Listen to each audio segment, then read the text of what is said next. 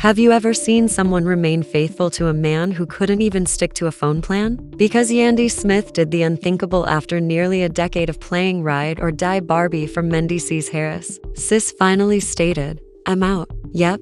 The woman who built an entire reputation around being the epitome of loyalty just revealed the plot twist of the year. And we aren't talking about a charming little argument or a light shade. Oh, this breakup is giving betrayal, ego, and a slow-cooked public humiliation, complete with receipts. So, how did a partnership that survived prison, a reality TV disaster, and a public image based on black love objectives suddenly crumble like a cheap shop wig in a thunderstorm? Was it the years of disrespect, emotional detachment, and "I'm not sure I'd wait for you" interview that had Black Twitter hurling virtual tomatoes? Or was this man simply using Yandy for clout while she was out here saving his name on a full-time basis? Buckle what do you think you know about this so-called power couple? Yeah, we're going to set it on fire. Let's rewind this love narrative. Because what began as black love aspirations morphed into black love gaslighting. And baby, the receipts are sizzling. Once upon a time, in the sparkly frenzy of H1E's love and hip-hop,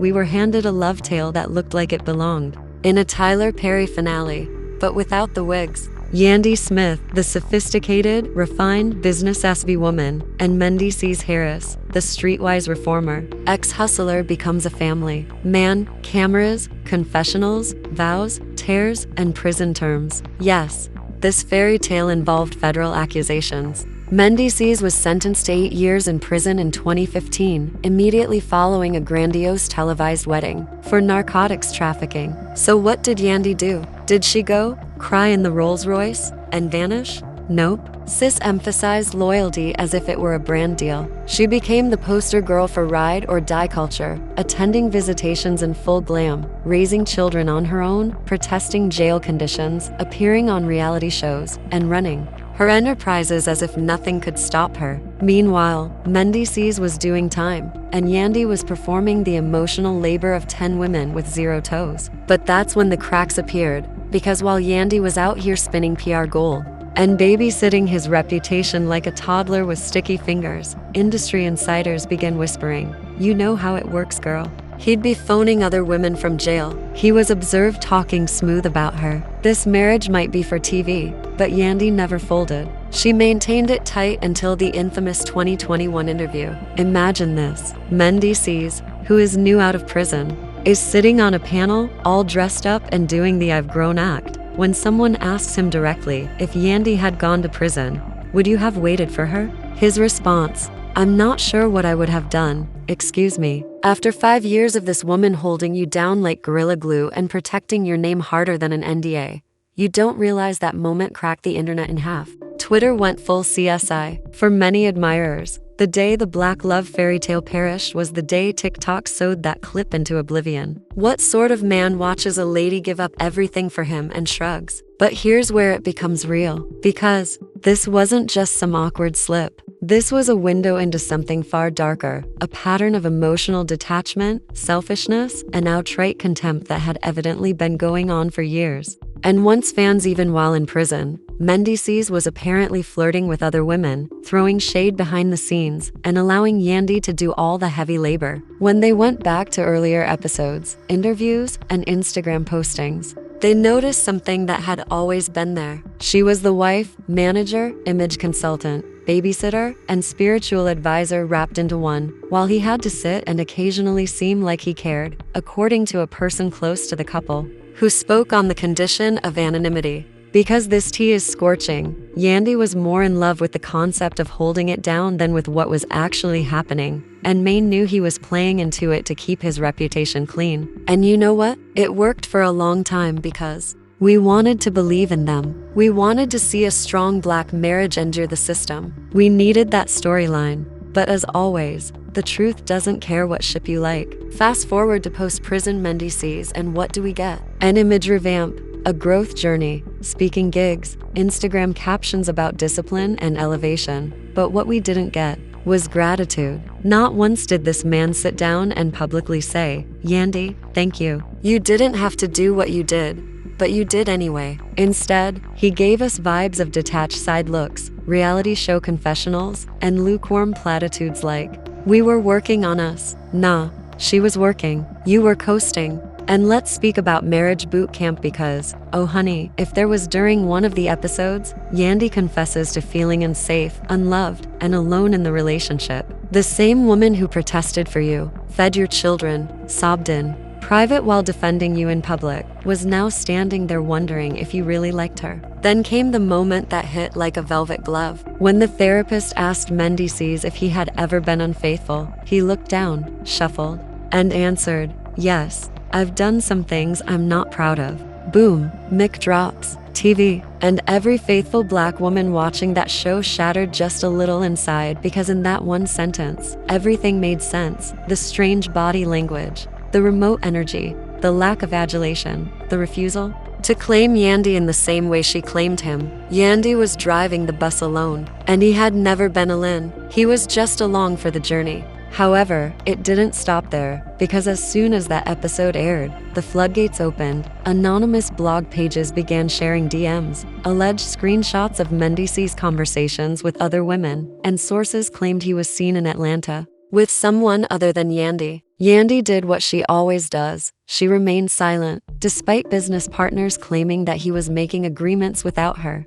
While some of this may be smoke, when the air is this dense, there is always fire behind it. She remained classy and loyal, but her quiet began to sound like a scream. Her posts became increasingly cryptic, with captions that read like journal entries, and she stopped tagging him. She began to appear alone, and people took notice, leaving comments like, "Yandy, blink twice if you're done. Where's your crown, sister? You held him down for so long. I lost how to stand up for you." And maybe the most terrible aspect of all of this, Yandy never wanted to expose him, never aired out the actual truth, and she still won't, because somewhere deep down, she believed in him. The image believed in the notion that if she just held on a little longer, it would all make sense. But what do you do when the fairy tale turns into a hostage situation? When loyalty becomes a cage? When the man you built your empire around turns out to be the biggest liability? Is where this story really begins to burn, because just when fans thought they'd seen the worst, just when it looked like Yandy was either going to forgive him again or suffer in silence forever,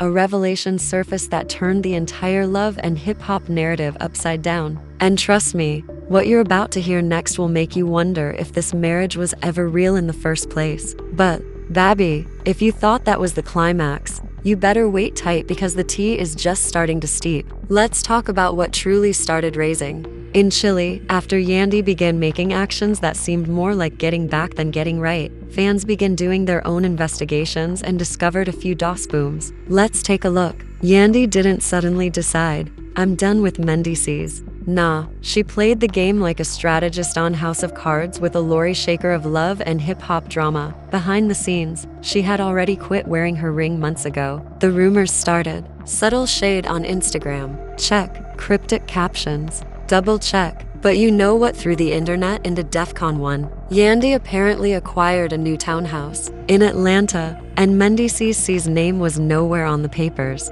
Excuse me. An anonymous source close to Yandy's team said she made that purchase quietly, like a whisper in church during offering time, and it wasn't just any property, but a complete luxury corner lot with a walk-in closet the size of a corner store. Many began to wonder if this was her gradual transition into single life, or if she was stacking assets to avoid ending up in the same situation as other reality TV wives who are married but broke. Let's not forget Yandy has always been the brains of the organization. Even when Mendeecees was locked up, she kept the company rolling, from skincare lines to philanthropy to her unending Parsify postings that somehow made even beef appear brandable. She has been working overtime. So, it's no surprise that she had an exit strategy sharper than the cut crease on a beauty influencer. However, Mendeecees was probably the last to know. One of his day ones dropped the beans that Yandy never when Mendeecees attempted to approach her. She slapped him with, "The legends just need some room. You know that space line? That's the kiss of death." In any case, producers attempted to position Yandy and Mendeecees for a nice couple photo, but Sis declined, stating that she wasn't interested. Mendeecees, looking perplexed, was recorded off camera asking someone, "Yo, is she serious right now?" One of the stylists backstage allegedly overheard Mendeecees say, "She acts like I'm her sidekick who overstayed his welcome. I'm her husband." But the producers, oh, they were chewing it up. Cameras zoomed in, lighting team ramped up the saturation, and social media got their fingers ready. #Y and Yanf trended within minutes of the reunion airing. Fans swore she was preparing a big statement. And they weren't wrong, because just a week later, Yandy had a now-deleted sit-down interview with an empowerment podcast where she dumped nothing short of a verbal Molotov cocktail on the entire marriage. She didn't name names, but honey, you don't need to mention names when you say things like, "Sometimes you build with somebody for years only to discover they were only there for the plan, not the house." Damn. Twitter went into a downward spiral. TikTok users did three-part the series explains what she meant by blueprint. YouTubers allegedly wrote 45-minute essays like, "Did Mendeecees just get mentally evicted?" But let's not act brand new. This ain't just about shade and property. Money is alleged to be involved. Let us discuss about the cash. According to insiders, Mendeecees became increasingly comfortable dipping into joint business funds as if they were his own piggy bank. Travel expenses, luxury footwear, spa days, and even an alleged stake in a failed Miami hookah establishment. Yandy's sister saw, and while she didn't say anything publicly, the accounting folder on her notes app was dynamite. Now, this is where things get even weirder. A leaked voice memo. Yes, last week, a voice message leaked in which a woman claiming to be Yandy's cousin remarked, "Girl, he thought he was slick, booking massages at M. They said they were business encounters. Nah." Yandy grabbed the receipts. Even had the therapist on film claiming he came alone. Few alone, y'all. Not with a manager. Not with a partner. Alone. And it wasn't a sports massage. This was one of them. Mood lighting. Essential oil. R&B.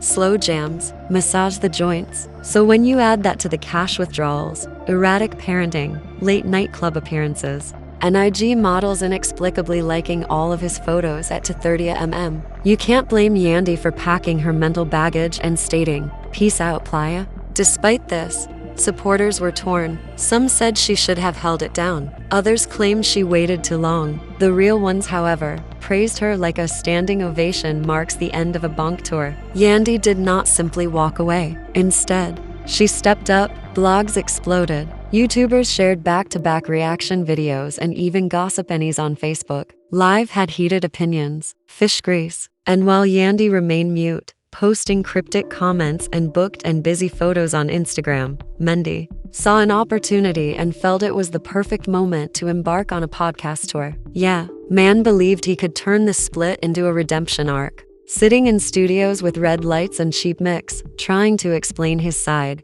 talking about how difficult marriage is and how Yandy changed after fame, baby please. But the streets weren't buying it. In fact, it only made matters worse. When one blogger, identified only as Sip with Sasha, said she had leaked emails indicating Mendeecees was supposedly plotting a stealth separation strategy months before the breakup became public. The receipts were a jumble, forwarded emails reportedly from a burner email account discussing asset protection, media distractions, and even cooperating with an Atlanta-based public relations representative to help spin the narrative. And if you thought that was horrible, consider a couple children. That's when the real bomb dropped. Anonymous individuals, allegedly former business colleagues of Mendeecees, said that their real estate venture was more than just flipping houses. It was about switching identities. 2. Allegedly, documentation was filed under shady LLCs under Yandy's name and knowingly tied to many homes. A trail of unpaid taxes, backdoor transactions, and misused finances suddenly emerged. Here's the kicker. One of those properties, allegedly related to a corporation registered in the Virgin Islands, was traced back to someone named Melvin D.H. You tell me who that sounds like. According to one phony paper released on TikTok, Yandy may have unintentionally been labeled as a silent partner in a multi-million-dollar development plan. The paper was watermarked and redacted to muck, but that didn't deter internet detectives from going full CSI. Twitter threads appeared. Deep dives of county records started. TikTok users shared 3-net exposés with side-by-side comparisons of fonts, stamps, and even commas to demonstrate their argument and the online consensus. Yandy did not simply walk away because of cheating. She fled to protect herself. from an avalanche of legal chaos. But wait, we're not finished. Because the feds, oh honey, we're watching. Unconfirmed reports indicate that a discreet federal investigation has been simmering since Mendeecees' release from prison. Specific activities raised flags. A whistleblower from the Pearl Board who called into a late-night IG Live anonymously while wearing a ski mask said that Mendy breached the terms of his release by engaging in business actions that were not permitted by the court. And if that proves out to be true, bang, could be considering another bid. Meanwhile, Yandy was spotted meeting with lawyers in downtown Manhattan. The paparazzi tried to catch her slipping, but sis remained 10 toes down. No makeup, no captions, no smiles, just pure power walk intensity. The same walk for women do when they know they're going to burn everything down and start over. And now is where things get even more cinematic. In an interview with a fictional show called Tea and Trauma, an insider stated that Yandy was already in discussions to create her own docus. The working title is Unshackled, the real Yandy story. Allow that to marinate. Not only is she apparently leaving Mendeecees, but she is also cashing the check. According to reports, she plans to disclose everything from their early troubles are related to the falsehoods, the legal tangle, the love and loss, and the cast. Oh, that's juicy. Producers are apparently considering Cambella, Eric Kamina, and perhaps a cameo from Remy Ma to help narrate the emotional roller coaster. But fans are divided. Some are saying, yes, queen, get your coin and your closure. Others are side-eyeing her, calling it a PR hoax and accusing her of playing the victim to boost her image. In the middle of it all, the kids. Yes, let's not forget the babies. According to insiders, custody conversations are already started. Behind closed doors, Yandy is apparently asking for full legal custody to protect them from unwanted influences and unreliable commercial transactions. Meanwhile, Mendeecees is reportedly attempting to show that he is the more present parent. It's a mess. A full-on soap opera featuring real estate fraud, betrayal, burner emails, and federal surveillance and false podcast apologies. We haven't even scratched the surface, because, as the world watches this public unraveling, some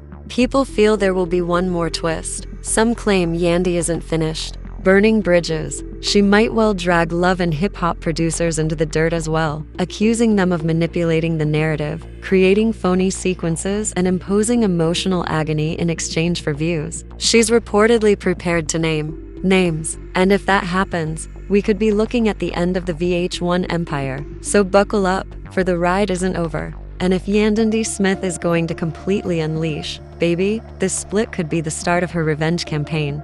Phew, everyone, take a deep breath, because what we just saw wasn't a split. It was a complete deconstruction of the black love objective story that Yandy Smith and Mendy peddled to millions. From Ride or Die to I Am Out of Here, the saga has it all. Betrayal, control, and shadowy power, moves, covert phone trackers, and a lot of tears in Dior. But now it's your opportunity